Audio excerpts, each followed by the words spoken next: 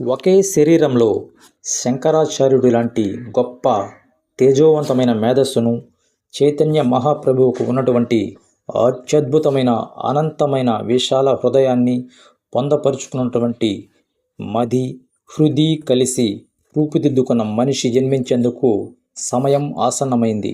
ఏ హృదయం అన్ని మతాల్లోనూ ఒకే భగవానుడు, ఒకే శక్తి పనిచేయడాన్ని చూడగలుగుతుందో, ప్రతి జీవిలోనూ దేవుణ్ణి చూడగలుగుతుందో, భారతదేశం లోపల బయట ప్రపంచంలోని ప్రతి ఒక్కరి కోసం పేదలు, బలహీనులు, నిమ్నజాతులు, అణగదొక్కబడిన వారు మొదలైన వారందరి కోసం ఎవరి హృదయం విలపిస్తుందో, అదే సమయంలో ఎవరి మేధస్సు అత్యద్భుత ప్రకాశంతో మిరుమిట్లు గొలుపుతూ భారతదేశపు లోపల బయట వివాదాల్లో ఉన్న మతాలన్నింటినీ సమన్వయపరచగలిగి ఉన్నత భావాలకు జన్మనివ్వగలదు.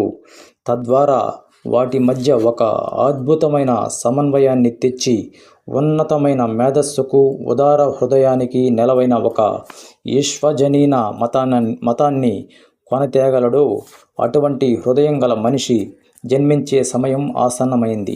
అటువంటి మనిషి పుట్టాడు. కొన్ని సంవత్సరాల పాటు ఆయన పాదాల చెంత కూర్చునే అదృష్టం నాకు కలిగింది. అటువంటి మనిషి పుట్టాల్సిన అవసరం ఏర్పడింది. ఆయన వచ్చాడు.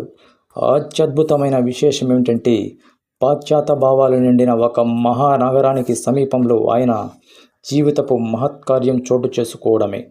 ఆ మహానగరం పాశ్చాత్య భావాల వెనుక వెర్రిగా పరుగులు తీయడమే కాక, భారతదేశంలో మిగిలిన అన్ని నగరాల కన్నా ఎక్కువ పాశ్చాత్య సంస్కృతిని అలవరుచుకుంది. అక్కడ ఆయన ఎటువంటి పుస్తక పాండిత్యం లేకుండానే జీవించారు. ఈ మహామేధావి తన పేరును రాయడం కూడా సరిగా నేర్చుకోలేదు.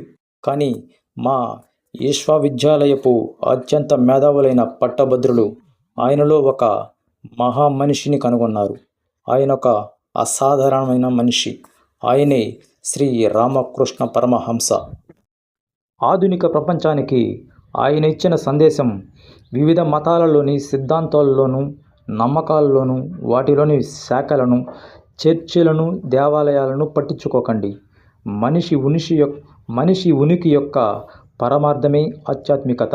దీనితో పోలిస్తే పైన పేర్కొన్నవన్నీ అప్రధానాలు. ఆధ్యాత్మికత ఎంత అభివృద్ధి చెందితే మనిషి అంత ఔన్నత్యాన్ని సాధిస్తాడు. కనుక ఆధ్యాత్మికతను పెంపొందించుకోండి.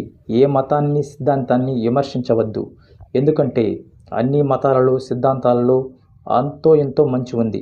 మతం అంటే ఉబుసుపోక చెప్పే కబుర్లు కాదని, మతం అంటే మాటలు, పేర్లు, తెగలు కాదని, మతం అంటే స్వీయ ఆధ్యాత్మికత, అనుభూతి అని మీ జీవితాల ద్వారా నిరూపించండి.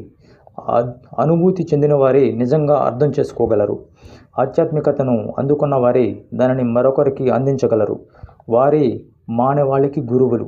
వారు మాత్రమే శక్తివంతమైన కాంతిపుంజాలు. అటువంటి పురుషులు ఎంత ఎక్కువ మంది తయారైతే ఆ దేశం అంత ఎక్కువ అభివృద్ధి చెందుతుంది.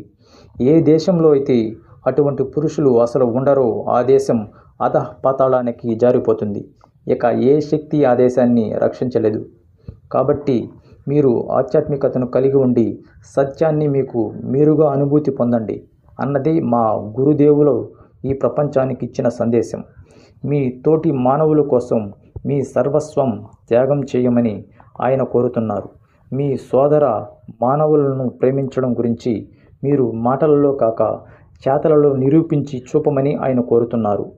త్యాగానికి, ఆత్మ సాక్షాత్కారానికి ఇదే సమయం. అప్పుడు మాత్రమే అన్ని మతాల మధ్య సమన్వయాన్ని మీరు చూడగలుగుతారు. వివాదాలకు, తప్పులు పట్టడానికి ఎటువంటి అవసరం లేదని మీరు తెలుసుకుంటారు. అప్పుడే మీరు మానవాళికి సహాయపడడానికి తగిన అర్హతను పొందుతారు. మతాలన్నింటిలోనూ ప్రాథమికంగా ఉన్న ఏకత్వాన్ని ఈ ప్రపంచానికి స్పష్టంగా చాటి చెప్పడమే మా గురుదేవుల జీవిత లక్ష్యం. ఇతర గురువులు తమ పేర్లు, తమ మతాలను బోధించారు.